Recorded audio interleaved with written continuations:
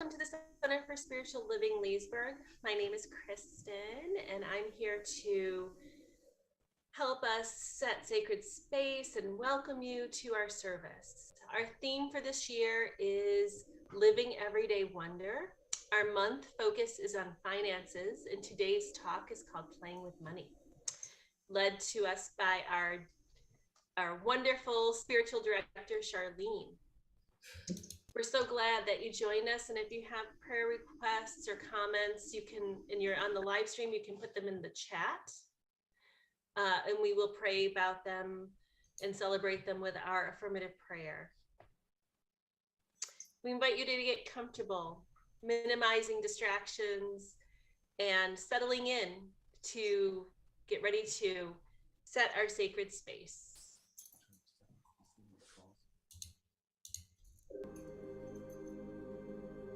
Please join us as we create our sacred space. We set our intentions of deepening into our awareness and practice of our 5 pillars of spiritual living by lighting this candle in our virtual world. Our first pillar is sacred study, represented by the divine quality of truth. We use this pillar to recognize the importance of an open mind and the power of our minds. The second pillar is affirmative prayer, represented by the divine quality power. This pillar honors the power of prayer in our daily lives. Our third pillar is meditation and the divine quality of peace. This pillar reminds us of the importance of meditation and the peace we feel when we quiet our minds. The fourth pillar is circulation and the divine quality of life. We know that the great law of circulation works in our lives. As we give, so shall we receive. And the fifth pillar is sacred service and the divine quality of love.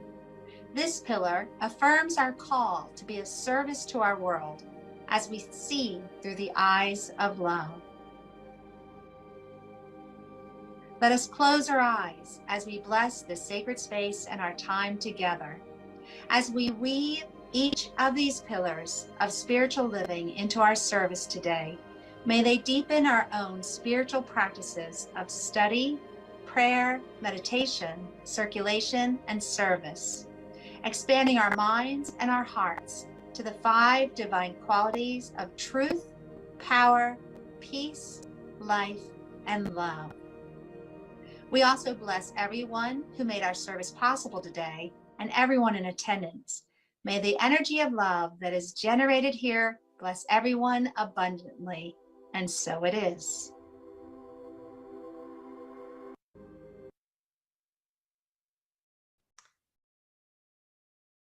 And now it is time to open the invitation to meditate. And so I invite you to sit comfortably where you are. And to, if you feel comfortable closing your eyes, you can close your eyes. Becoming aware of the breath.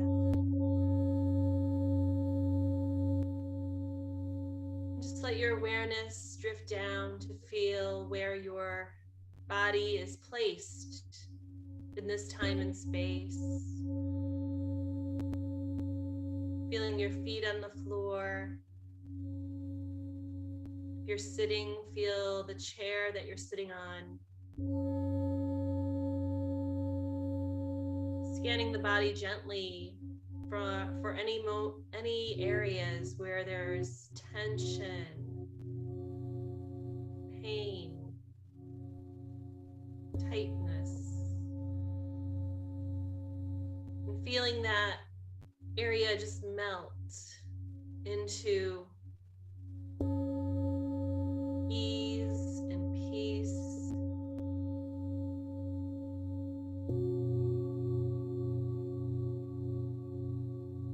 Coming back to the body scan, letting the hands be soft and open.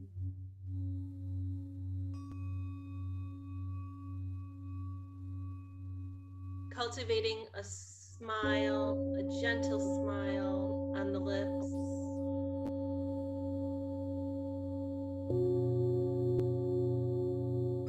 And trying to feel the pulsing and the amazing force of life that is you from the inside out.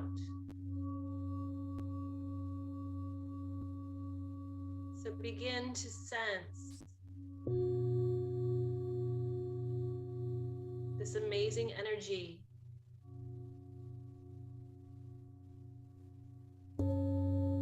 that helps support your body, that helps support you moving through life and living in the life of service, love, peace.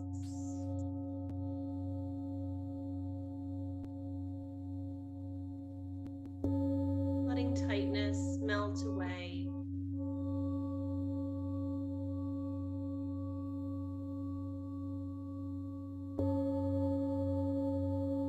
And as we feel this wonderful energy that is within us, imagine that it's radiating out around your field. The field of you where you're as if you had a fountain of energy coming up from your head and out through the bottom of your feet and meeting around you, wrapping you, around you. This energy field that is full of vibrancy and power.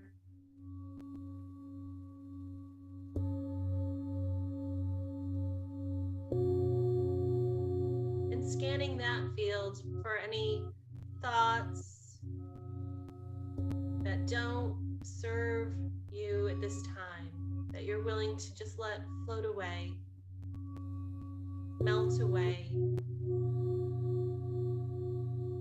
It might be a thought of dis-ease,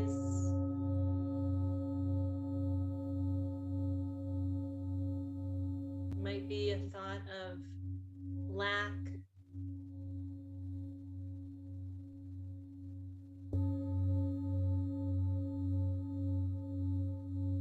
It might be a thought of despair or grief, a sadness.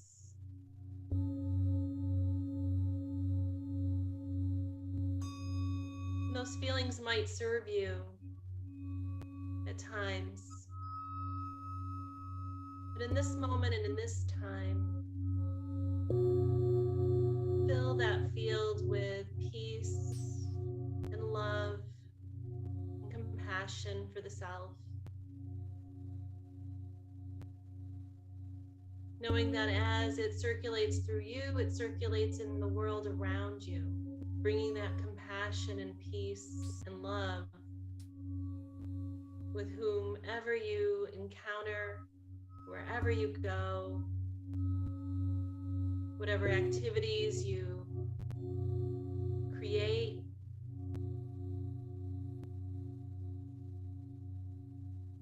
Whatever words you speak are carried with this vibration of peace, love, and compassion.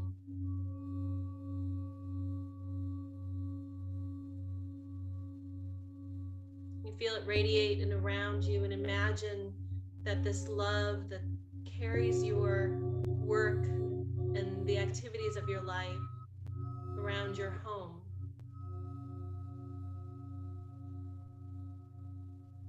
Every being that you encounter, whether it be a person, an animal, a plant, even the things that belong to you. You bring to them a vibration of gratitude, compassion, and peace.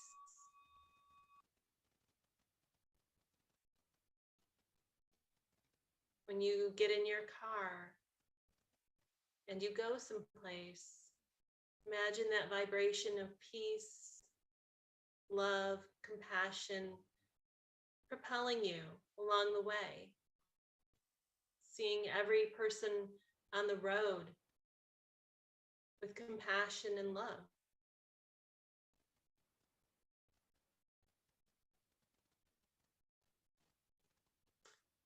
And coming back to the self, the wholeness that is you at all times, knowing that you are one with the divine. And so it is.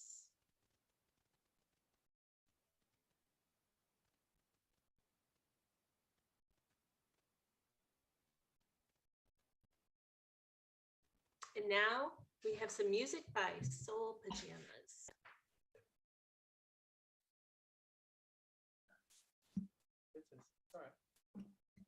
Good morning. This is going to be a Karen Drucker day for those of you who remember Karen Drucker.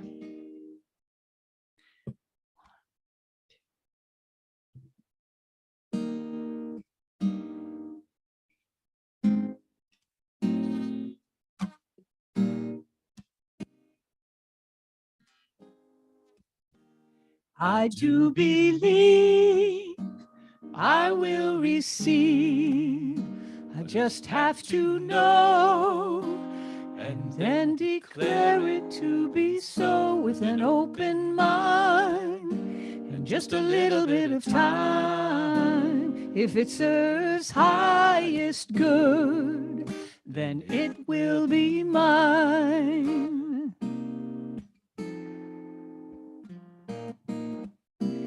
I do believe I will receive. I just have to know and then declare it to be so with an open mind and just a little bit of time. If it serves highest good, then it will be mine.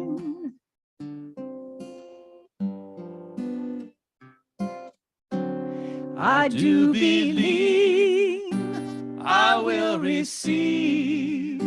I just have to know and then declare it to be so with an open mind and just a little bit of time. If it serves highest good, then it will be mine.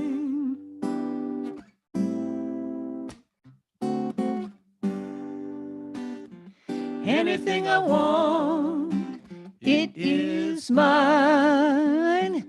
Anything I want, it is mine. Anything I want, it is mine.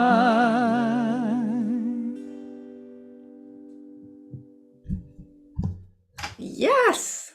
Thank you. Thank you. That was very, very awesome. Anything I want, it is mine. Welcome to week 3 in the October talk. It's all about finance. And you know, the whole year we've been talking about wonder, just bringing wonder into everyday life. And as we stated at the beginning of the month, it's awesome that October has 5 weeks because treatment, our intentional form of prayer, has 5 steps. And when Ernest Holmes, our founder, came up with the formula, I'll call it a formula because I'm a geek. I'm a scientist. I love, technology. I love it when there's a formula or some practice that will, if followed, generate predictable results. Love it. Love it.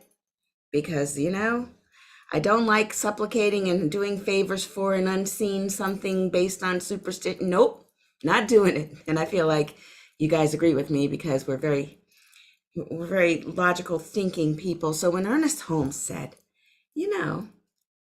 prayer really has a formula to it, and he looked at the different traditions from Christianity where Jesus said, Pray, believing as it is already so, and then you will have it, or something to that effect. To the Buddhists who sit and know that when they sit in contemplation, that they don't want to create a struggle, they won't want to fight, they don't want to create suffering by holding on to something that's not theirs, or that's, holding on to something or wishing something isn't so.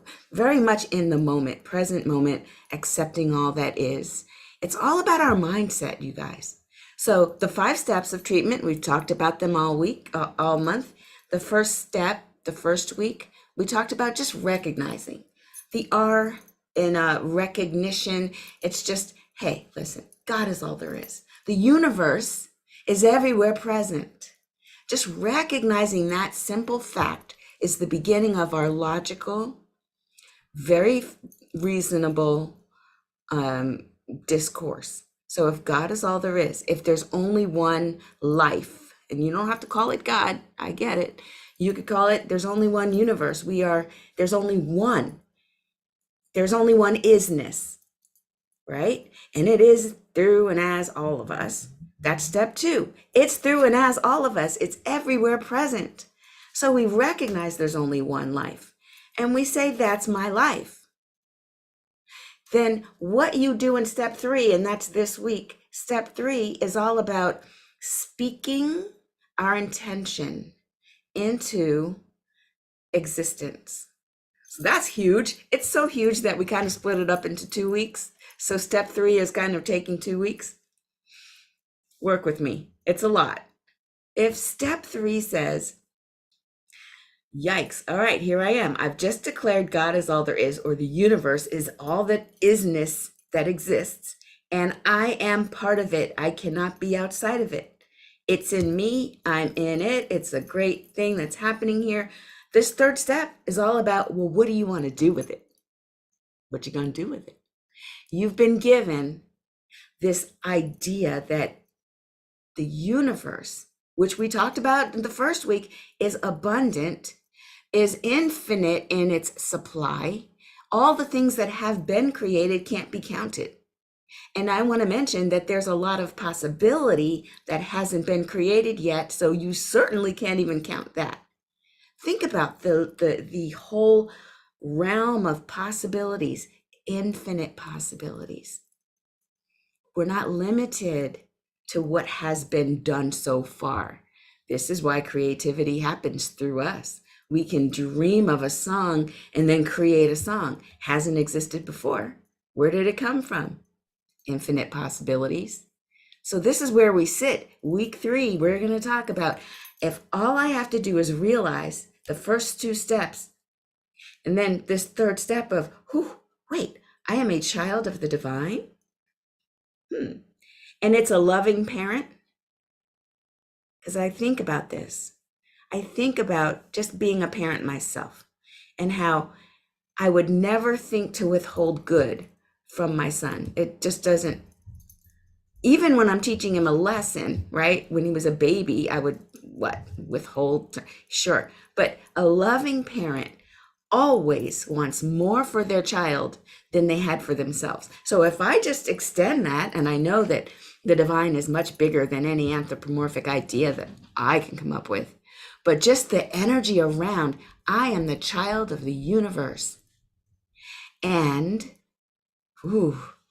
that means and it's a friendly universe. It's not a punitive universe. It's not. It just wants all there is. It wants to express. It wants love, joy, peace. Look at all of the beauty that's around us. I am a child of that. I'm probably the favorite child because I'll just claim it. I'm the favorite. So are you. Well, now what would be withheld from me? Nothing. So in this step 3, I get to say, well, I can speak into my life anything that I desire. And we've been doing this. A lot of you have been through the foundations class and through some other trainings with this teaching.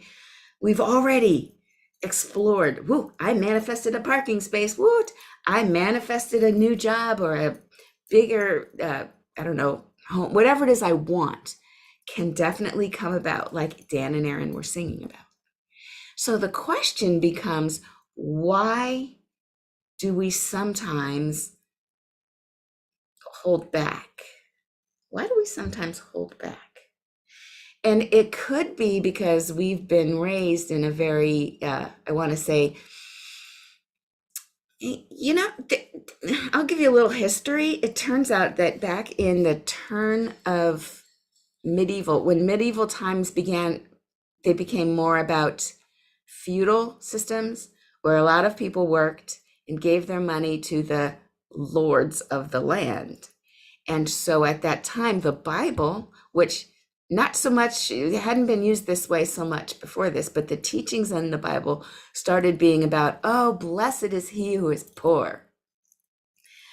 Because heaven has gold, streets laden with gold, and palaces that are rich beyond measure, but you're more holy if you're broke. Now, the reason that became popular is because the feudal lords did not want to be egalitarian with the wealth. There was a us and then there was a them. And so what better way to keep them quiet than to tell them, oh, rich people are going to hell. You don't need to be rich. It's all good. You can be broke, and that's actually favored upon by the Lord. That's what they were told. And I guess it worked, but we're not living in those times right now. Right now, we realize a little more than what we knew before, that it is not for a small few that riches can be riches. I think in terms of ability. Financial freedom is not necessarily money for the sake of money, but it's really the ability to have what you need when you need it without worrying or without having enough to get what you need when you need it, and having enough to do what you want to do when you want to do it, where finances are not the problem here. So that's what I'm talking about, the ability to live the life that we feel we were meant to live, and then not creating some shroud of holiness around suffering, because here's what it does. It makes us mention suffering. It makes us point out, if we were part of an organization that celebrated poverty, then we would be talking about, oh, it's hard. And we'd expand about how hard things are so that other people don't get the idea that we're living comfortably, because that's not accepted. See, that doesn't even sound right. You see how it doesn't sit right, because our teaching, and if you look at the Bible in the way it was meant to be read, every individual is like from Job to Abraham, every individual in the Bible, the example is of wealth and abundance. That's how we're supposed to be. There is no honor in lack and limitation. There's no one that comes to the hospital and says, see, you're right where you need to be with your sick self. You need to stay sick because that's holy. No one would say that about sickness. Why do some traditions wrongly use the Bible to hold up poverty as if it's something to be desired? No. So we remove that. We disabuse you of that notion. And we know this, that what we think about, we bring about. What we focus on, we bring to us. Catherine Ponder, she wrote this Kindle book. It was like $1. I downloaded it, and it was recommended for the reading for today. It's called The Dynamic Laws of Prosperity. She wrote this book. Well, first of all, she came about as a leader in the thinking of unity. So Unity Churches, she's the leader of the Unity International arm of it. Unity is a close sister to Christianity. It's what you go to the minute you realize that Christianity is a little bit oppressive. You go to Unity because it gives you the unity thinking without, they left the hell behind and the brimstone and the burning behind. And people tend to go from Unity to this teaching, religious science, and sometimes Unity and religious science, sometimes both are in the same organization. I've seen churches now where some Unity members stand up there in the pulpit with the CSL ministers. So it's really kind of a similar teaching. Catherine Ponder started teaching at well, first thing that happened to her, her husband died, and she was left with this little tiny baby boy. And they were just coming out of the recession that happened after World War II. And she was very keen on the idea that people don't think in terms of prosperity. So she started thinking about ways to change that. And so she started working for a lawyer. And then through that lawyer, she started reading some publications. And there are some problematic teachings, I'll give you that, with Think and Grow Rich and prosperity, this and that. Sometimes it's a little too money-centered. But for Catherine Ponder, I love it because she brought her feminine intuition to this idea. One of the things she says is that basically there's only one disease, which is congestion. And congestion has only one cure, which is circulation. Now, those of you who are into science and medicine, you know this to be true when it comes to heart failure or any sort of, cholesterol in the blood or so forth. Congestion's not good. Circulation is healthy. And then when she pointed it toward money, she realized money, well, it's a terrible master. If you serve money for the point of money, then you become the undesirable person that everybody fears when they say, oh, money is the root of all evil. No, it's the love of money and the serving of money that is the root of all evil. But it makes a great servant. If we look at money the way that I believe the divine intends to be, which is just a physical manifestation. It's a physical manifestation that shows in a common currency the effort you've been putting out. So if I sit and do nothing, I probably won't see much money coming in. If I go and give my effort in my talent, if I go and give my work, then money is the way that the universe decided, right, to show it. Our US currency happens to be the way in which the universe circulates through us living in the States. Now, if we're living in another country, that's the currency. If you're living in ancient times, it could have been cowrie shells. It could have been anything that's sort of rare that then humans use their talent, their time, their devotion, their love, their energy. They put it in, and what comes back is this physical manifestation. Well, the universe just looks at that as an energy exchange. There's not a lot of weirdness going on. So, in a nutshell, and I just want to wrap up this little idea, first of all, that it's not taboo to know and to desire, to know that money is a thing, to desire having it so that you can do other things with it, not just for the sake of it, but in order to sort of exchange with the universe. And there's a couple of ways we exchange. We give and we receive. We bless others with it, and we receive blessings back. And sometimes the blessing that we receive back is not from the same direction. I may give something in this direction, but then I receive from a different direction. I bring that up because yesterday we were in a class and we were talking about how sometimes when we give, we can give out of a sense of obligation, like, I have to give. And the giving out of obligation puts sort of the wrong energy on it, and it won't necessarily return to us tenfold the way that when we give from a joyful, abundant state of, I want to bless you, here, take this, then what comes back is a blessing. And you won't even know. It's not like so transactional that I put this in, I get that back. No. You put this in, you keep putting it in, and oh my goodness, look at all the good that's coming, because it comes from many angles. I'm almost thinking of a wheel that has many spokes that go to one hub. So the universe is the wheel, you are the hub, and there are many different directions from which your good will come. All we have to do is sit and just know that we give out of a sense of, I am one with the divine. I am the child of the divine. I am abundant. And whatever I have that I can give, I give. I want to be a blessing. And that blessing will bless forward and forward and forward. And then I am blessed in return. And it's not even like I'm giving so that I can get.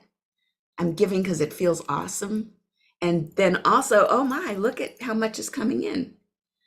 And it's a circulation situation.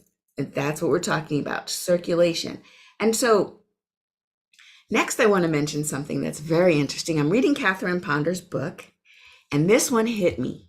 So I'm reading this book, and yesterday it happened, and I wondered why it happened. And today I realized why it happened. This is the life I live. Check it out. So yesterday we're in class, and we're talking about giving. And all of a sudden, the class, the students started talking about forgiving. And I was like, how did we get to forgiving? Like, the topic is giving. And then, I mean, here we are talking about forgiving. And I thought, well, giving is in that word, so I'll allow it. And so we talked about it a bunch, and it was great. And I still was like, why are they saying forgiving? Then I read Catherine Ponder's, in chapter 3, she talked about creating a vacuum. And I'm like, wait, what? So in chapter 3, she says, you got to create a vacuum in order to receive something. Sometimes you have too much, and the universe says, oh, well, just, I'm not going to, there's no space. I can't give her this because there's no space for it. So Catherine Ponder says, it could be that if you want a new relationship, for example, go ahead and make room. Get rid of the person, not get rid of the person, but you know what I mean. Invite certain people to no longer be there so that you make room for what you do want. It sounds just really cruel, but fine. We'll talk about furniture. If you want a new dining room table, sell, give away, bless someone else with the current one. Have an empty dining room for a minute. Allow the universe to know you have space for this thing. So there she was, and I'm reading, and it all makes sense. She's talking about furniture and people and jobs. Great. But then she said, if there's any area in your life where you feel like things are a little bit stagnant, it's because you need to create a vacuum. And one way to create a vacuum is to forgive anyone or any situation that you've been holding on to that could be clogging up the works. And I thought about it. And I was like, oh, darn, she's talking to me, because I connected it to yesterday. And then she said to pray and forgive, to envision the person or situation that you may have some sort of gripe with. And you guys know me. We've been talking for a couple of years now, and I've had a certain gripe that has to do with a certain contract, right? And contracts have been, the government is slow. And I mean, I've been just like, when are they going to decide? You know, we're waiting. This proposal, it's been on the desk for 2 months now. When? And I realized that situation that you guys all, if you've known me for more than a year, you know what I'm talking about. I was still holding a little bit of consternate. What's the word when you don't like somebody? I was doing that for this situation that led up to me writing this proposal. And I thought, oh, it's me? So I sat there, and she said, what you have to do is sit. She said, take a half an hour. She says, do it every day. Hold the person in mind. And so I held this person in mind. And then you're supposed to say, I'll tell you this. Hold on. I highlighted it. You guys, we're on this journey together, so we've got to do it. It's, you hold this person in your mind and say, first of all, you have to give yourself, I forgive myself for expecting more than what the situation allowed, for expecting my good to come in a certain way from that certain person. I release you from ever, right? There's no expectation anymore, and I'm paraphrasing. And then she says, we say, please forgive me. And in your mind's eye, ask them, please forgive me. Forgive me for, and then put whatever it is you did. And in my mind's eye, I was doing this, and then shaking the hands and actually hugging, because these are friends. These are people like went to dinner with, have kids, know each other. Come on, these are friends. So in my mind's eye, I'm hugging them, and I'm just And she says, wait to get to that sense of release, and it'll come if you hold that thought. And you never have to reach out. There's no letter writing. There's no calling. So the thought is, you start out with, I forgive myself. First, it starts with, I forgive myself. And I forgive myself for thinking that they were the source of my good and they were the ones withholding my good. And my angst about it was all about me expecting them to give me one. It's not their job. I forgive myself for expecting my good to come from that situation. The second thing I do is ask them to forgive me. Forgive me. Please forgive me for, and then say what it is for, putting you in that position, or for unfairly expecting you to take care of me in the way I could have taken care of myself, or accusing you of holding me back when all I had to do was do my own paperwork and get my own accreditations. For me, it was that specific. And then I envisioned hugging them, shaking their hands and hugging them, and the whole organization that they work with. And I sat there until it was good. Catherine Ponder says, sit there until you know, and you have a sense of release, because that is probably the thing that's clogging me. And then I'll let you know what happens. But it's one of those things where, in and of itself, that exercise was awesome. And that's what I want to say here, that our job is to work with what we have. Whatever you have, work with that, give from that, and then and that creates the flow. We cannot just sit and expect things to come to us. We have to give to create that vacuum, create a little space for it, and then receive it and allow it to come in. And none of it will stick. Here's the second piece I want to let you know, that not only are we responsible for what we radiate our thoughts, our beliefs, our intentions, all of that. We radiate that and it comes back to us as long as we've made space for it. But the other thing is too, that we cannot just stop there. We cannot just say, all right, I'm good. That it is a constant, how can I be a blessing today? How can I give? And yesterday we were learning about the law of circulation, funnily enough, that giving a smile, holding a door open for someone, giving a small silent prayer, giving a compliment, giving puts us in the circulatory flow of the universe. It makes it happen. And if you have nothing, you say, I have nothing. The story Catherine Ponder has in her book, a woman who had a bunch of kids, 5 maybe, I can't remember the number, but in my mind's eye, I drew a picture of this lady. She's a widow, all these kids, nothing to eat. This is the second night that she had nothing to eat. So she called the widow called a counselor in Unity and said, what do I do? And the counselor said, go give somebody something. Look around. She said, what do you mean give? I have nothing. There's no food. And the lady on the phone said, you find something. You have something. Go be a blessing to someone. And the lady looked around and she said, oh, my flower bed is beautiful. I have flowers.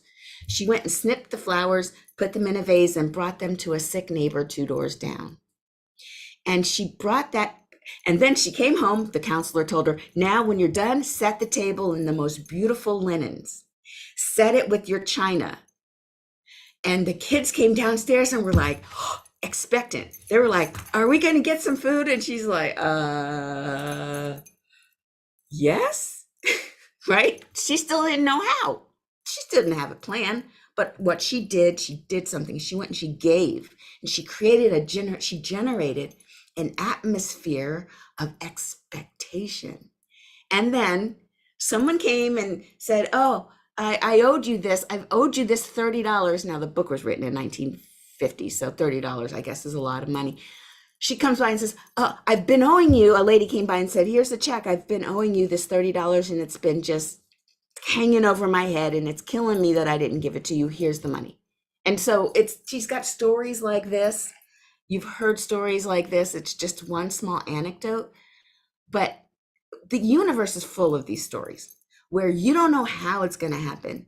You don't know what's going to be the answer, But you do know you're a child of the universe. You're not broke. You might be temporarily out of cash, but you're not broke, right? You are one with the divine. It is in and around and through you, and it is more abundant than we could ever imagine. We can't even count how much good and how much supply is in the universe. And so when we get to this third step, we just know that we are in the flow and we are giving. We're not just here to get stuff. We're here to give and be a blessing. And in that action, the universe says, okay, we have a player. And they get in there and it plays with us. I've got so much more to say about this topic, but that's why we continue it next Sunday. But for now, just know this. I'll finish it with this quote by Swami Kriyananda. Kriyananda, that's right. He's a Hindu religious teacher. To attract abundance in our life, see money as a flow of energy, not as a static quantity.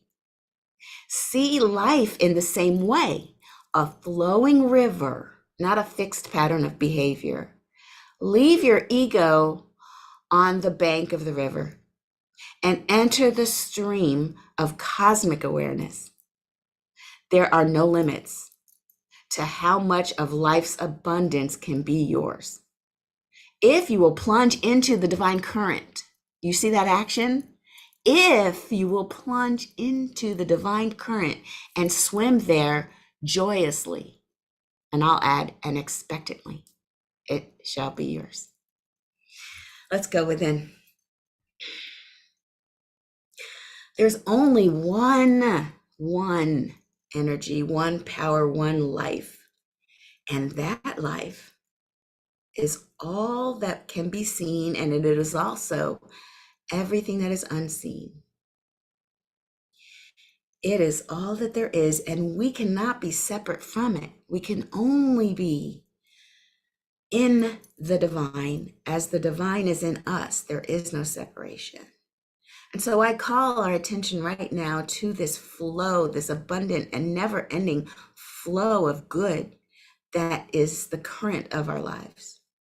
And that whether that shows up in the form of fungible currency or joyful guests that visit our home, or abundant music selections that accompany our day, just making the soundtrack of our lives, or any number of ways in which we can enjoy this abundant life, I just know that as we bring our attention to it and as we radiate our expectation into it, we create a field of irresistible attraction, and that everything that we ever desired is on its way through us and to us, rushing unimpeded, because we have freed up any blockages.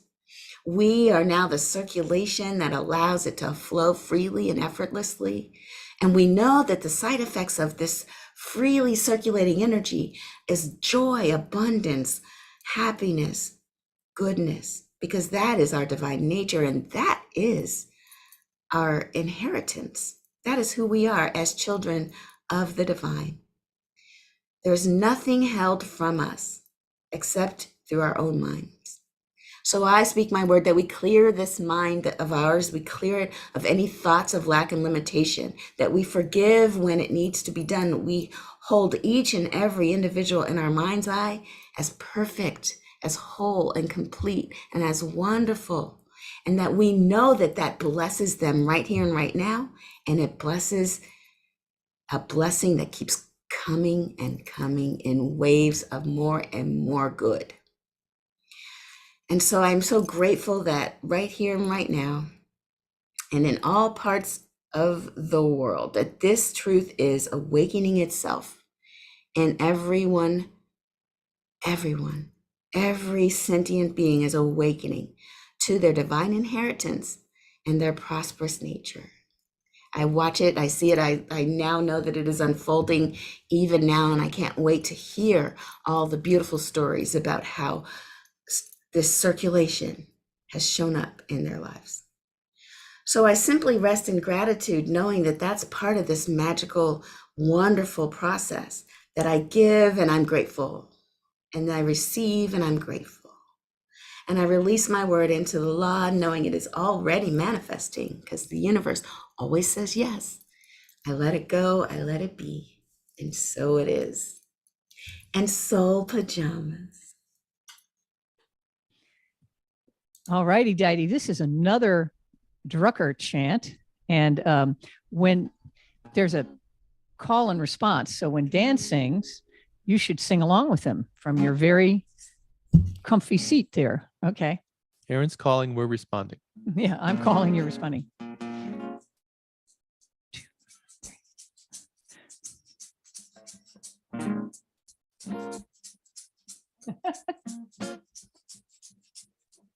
What do I want? What do I desire? What will bring me to my highest good?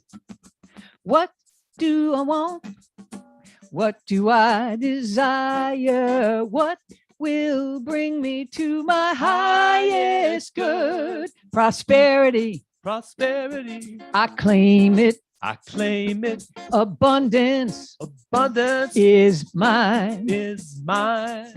Love Love flows through me. flows through me. I feel joy I feel joy all the time. all the time. I can have it. Can have it. I deserve it. I deserve it. I claim it. I claim it. It is mine. It is mine. I can have it. I can have it. I deserve it. I deserve it. I am it. I am it. It is mine. It is mine. Peace Peace fills my heart. fill my heart. I surrender I surrender everything. everything. Health Health is my birthright. is my birthright. Passion helps me sing. I can have it. I can have it. I deserve it. I deserve it. I claim it. I claim it. It is mine. It is mine. I can have it. I can have it. I deserve it. I deserve it. I am it. I am it. It is my My time. time. I release I release and let go. and let go. I accept I accept what is mine. what is mine. I can have I can have what I want what I want. and let spirit And let spirit direct the flow. direct the flow. Life is rich. Life is rich. Life is fun. Life is fun. Life is great. Life is great. This song is done.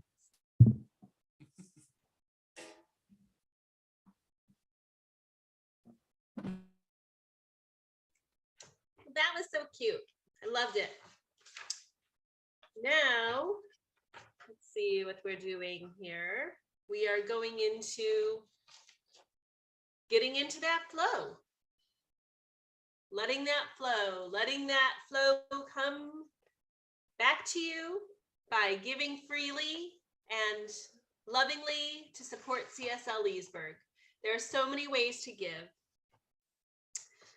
And if you have a gift, let's see, we believe in the law of circulation. So we are a tithing community, and the donations shared with our center bless everyone, those who give and those who receive. Your donation helps our center, our CSL home organization, as well as organizations that support our vision of helping to create a world that works for everyone. Please look at our screen and see that there are many ways to give, and it's easy to find a way that works best for you. You may also go to our website, csleesburg.org, and click the donate button. We thank you for your support. No matter how you're giving, take that gift, physically or mentally, place it over your heart and join us in our affirmation of oneness. The presence of spirit within me blesses everyone I meet, tends to heal everything I touch, brings gladness into the life of everyone I contact. Therefore, I'm a blessing to myself, to humankind, and to the day in which I live. Announcements. Dream study is still happening. You're dreaming. We're talking about it. Tuesdays at 9 a.m. Come discover what aspects your dreams reveal to you. It's a way your subconscious talks to you. For our closing affirmation, place your hands over your heart and say, I am love. Look around at someone in the room, a picture, imagine someone in your mind's eye, or just see somebody in front of you and say, you are love. You are love. And put your arms in the air, knowing that all around you, it's all love. It's all love. And give love sprinkles. If you can stay for a few more minutes, we'll have our pearls, the little nuggets that stick out to you, spoke to our hearts and minds. And if you're a visitor, please stay and introduce yourself. We'd love to officially greet you and welcome you to our community. If you have to leave us, we know that you'll have a day filled with love, joy, and blessings. Thank you for joining us.